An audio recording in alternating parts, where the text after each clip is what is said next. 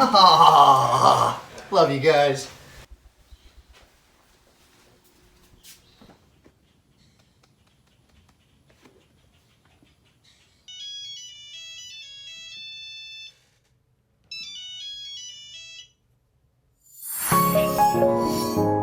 Hey, what's going on, Trax? Hey, Dustin, how are you, man? I'm pretty good, man. How about you? Oh, long day, long day.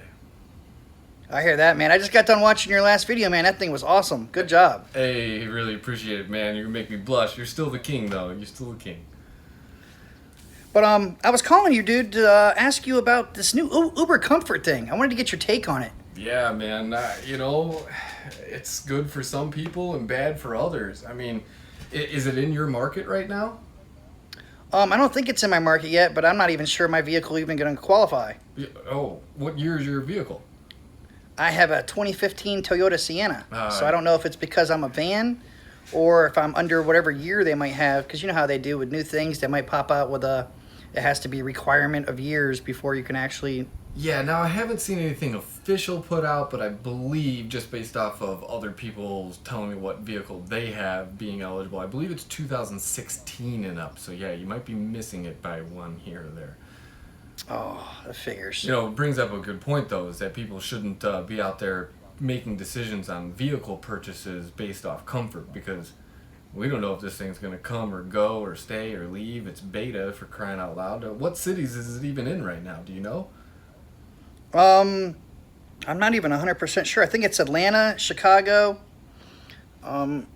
Let me go ahead and check this. New Jersey and Phoenix. That's the last times I've heard anything about. Yeah, no, I think it's in only 4 test markets right now. Yeah, it's only in those 4 test markets, and who knows if it's going to stick around. I mean, I've got so many different thoughts on what it could be, because you probably remember just a couple of months ago, Lyft decided to drop all subcompacts from their roster. They're no longer allowing subcompact vehicles such as like a Toyota Prius C or a Nissan Versa, Kia Rio, Hyundai Ascent.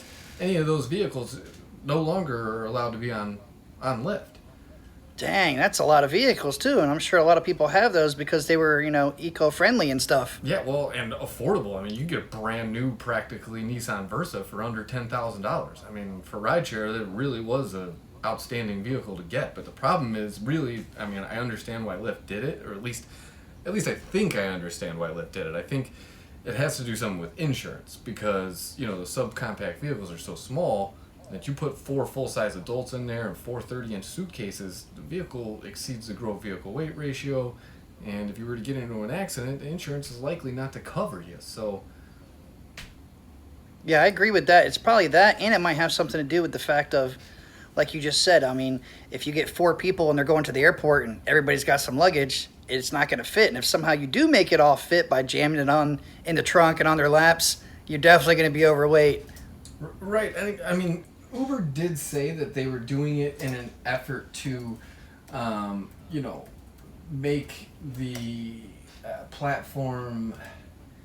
Here, let me read what they said. It says, Uber Comfort is a new product that we're testing in an effort to provide riders with more options to elevate their riding experience on a day-to-day basis.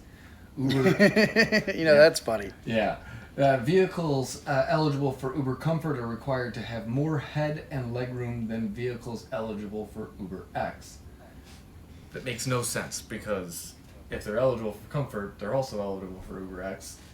But that's about the only requirement that I could find online for Comfort as far as for vehicle eligibility. But kind of getting back to Lyft dropping the subcompacts, maybe this is Uber's way of not dropping those cars. Maybe this is kind of a test to see, well, are people willing to pay a little bit more for a newer car with a little bit more legroom? And maybe that's exactly true. No, I'm agreeing with you there, because I think if Uber doesn't follow Lyft in this matter, well, then all those drivers, because most drivers drive for both, but all those drivers that got deactivated on that platform and can't afford a new car are not going to roll over to Uber. Right, and probably roll on to a subcompact class or something, or maybe that's what X becomes, is a subcompact class. You know, it's just kind of one of those things. You know, to me personally, I always feel like they've got some underlying agenda to keep drivers from organizing, you know, and keep the divide further and further. In my opinion, this separates classes of drivers and passengers further. So let me ask you, in your market, do you guys have Uber Pool, or is it just X and XL? I just have X and XL. Okay. No pool at all, thankfully. There's no pool at all. Well, see, that's what I thought that at first. So I moved to Iowa not that long ago. I still drive in Chicago, obviously. Most people know that. But I just moved to Iowa, and Iowa's the same way as where you're at. They only have X and XL. And what I learned is that the pool riders typically chose pool. And since I rejected all of those rides, I was able to reject that type of passenger. And I was able to stay with the type of passenger that was more of a business passenger or an ex-passenger, capable and willing to pay the little bit extra over the pool ride. You see what I'm saying? Oh, yeah, because you know you ain't going to get no tips at all on them pool rides. Right, because you're not going to get tips on pool rides. So that brings me to the great point. From what I've heard from drivers is that tipping on Uberx has practically been crushed. Because if they were going to spend a few extra bucks giving you a tip, they're probably willing to spend a few extra bucks to make sure they have a nice car. And yes, and we all know how riders are going to do. They're going to go over the comfort more than giving a driver a tip. Exactly. So it's either going to, one, eat into more tips, or two, take more rides out of X, or the good riders out of X, should I say. So, you know, it's one of those things where, you know, if they had the extra money to order comfort, they have the extra money to tip, where now, you know, the X drivers, I had a guy tell me he went almost 80 rides without a single tip, and I mean, dang, that's a lot of rides right there without a tip. And I'm glad I'm XL as well, because I mean, even if I can't get this comfort ride, I like to think maybe if there's no comfort vehicles available, well then maybe they'll just go ahead and order an Uberxl.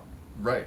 I mean, but imagine the other side of the coin. So imagine you were an X driver previously and you had a 2018 Honda Accord, right? And you probably thought it was total BS to be getting paid the exact same rate per mile per minute as a 2008 bubble Ford Taurus with rust. Oh yeah, I definitely agree on that. That would be bogus BS, because that maintenance would be a lot higher than that old car. Absolutely, and much more expensive. The car costs more, the insurance is more. I mean, just all kinds of things. They probably have full coverage on it versus, you know, a liability policy on the Taurus.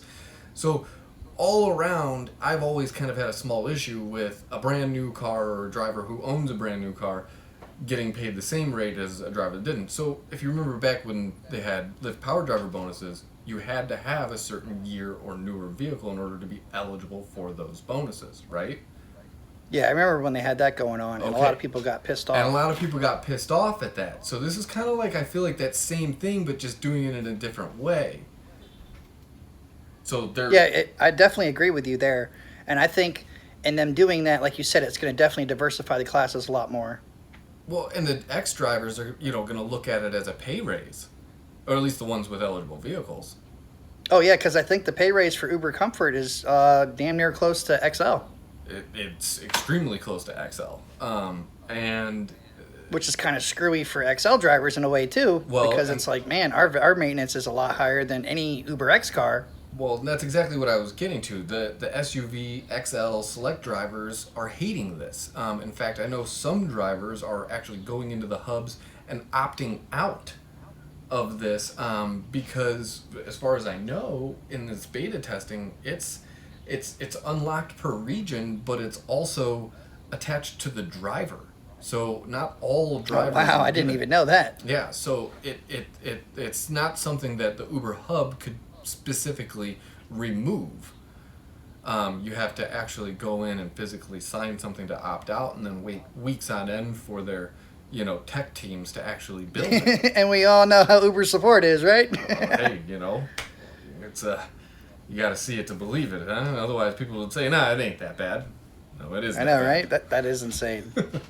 But I mean, at least in Chicago, from the guys I know that are driving and getting comfort, pings, they're saying that it's, you know, mostly tourists getting a lot of the comfort rides out of the airport, and a lot of them are, asking the passengers, why did you choose comfort over anything else? And the same response is, I didn't know what it was, never heard of it, and it was a slightly, a little bit more expensive than X, and they were willing to get it. Now, yeah, it was more expensive than X, but less expensive than XL. Or Select. And they were like, Yeah. And they were So like, yeah, I'll they choose try the it lesser out. of the two evils. Exactly. Now, here's another thing that I've also noticed. Okay, passengers heading to the airport are always what? More likely to tip you than passengers you're picking up. Passengers you're picking up likely have blown their wads on vacation. Exactly. I definitely agree with that. Okay, so when you pick up from Chicago O'Hare or Midway on a comfort ping, they're likely coming in for a holiday, family, or vacation, and so they're flush with money. All those tourists. And still willing to tip versus the end of their trip where they've blown all their money and less likely to tip and more likely to take a pool ride back to the airport. Oh, yeah, it's the same how it is over here in Tampa. It ain't no different. Tampa's the same way. I heard those guys in Tampa will go offline over and over. All of them will go offline and then let the surge build up, and then they'll go back yeah, they on a try couple that. of cars at a time. Yep, they try that all the time. Yeah, I went down there last year, or actually 2 years ago, and no, it was last year. Actually, exactly a year ago, I was down there, and I asked the driver, and he told me that's what they were doing, and I was like, man, I love that. If we tried to do that in Chicago, they'd just deactivate all 200 people in there. They got 30,000 other drivers on the road. They don't care. They'd be like, oh, you gonna play games like that? Deactivated. Oh yeah, they definitely got lucky that it didn't get busted yet. Yeah, no, in Tampa if they do it probably too can't many do times. That's what's Not going as to end many up drivers, happening. Guaranteed. Yeah, not as many.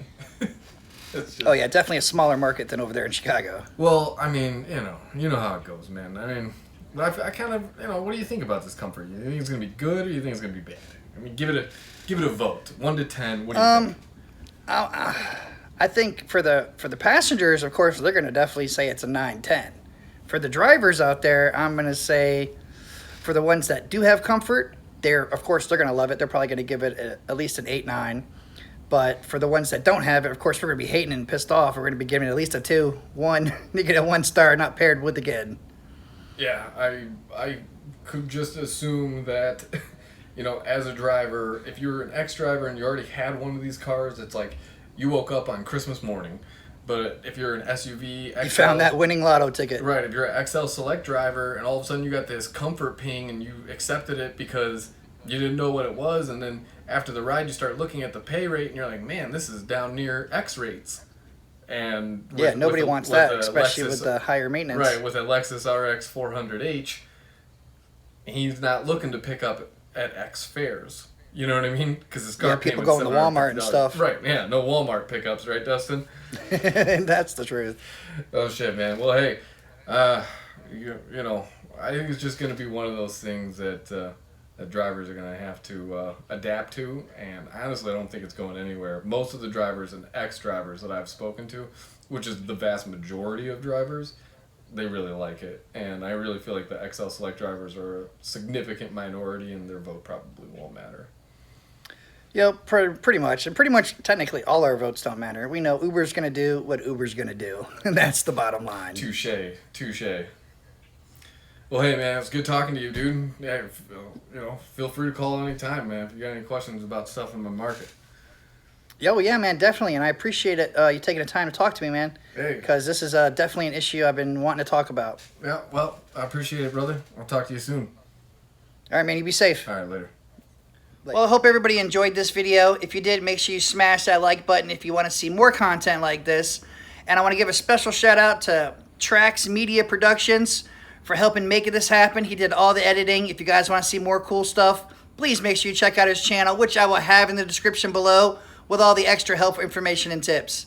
As always, keep doing your thing. Stay safe out there. Get your money. Don't take crap from anybody. And until next time, Uber on or don't. Peace out.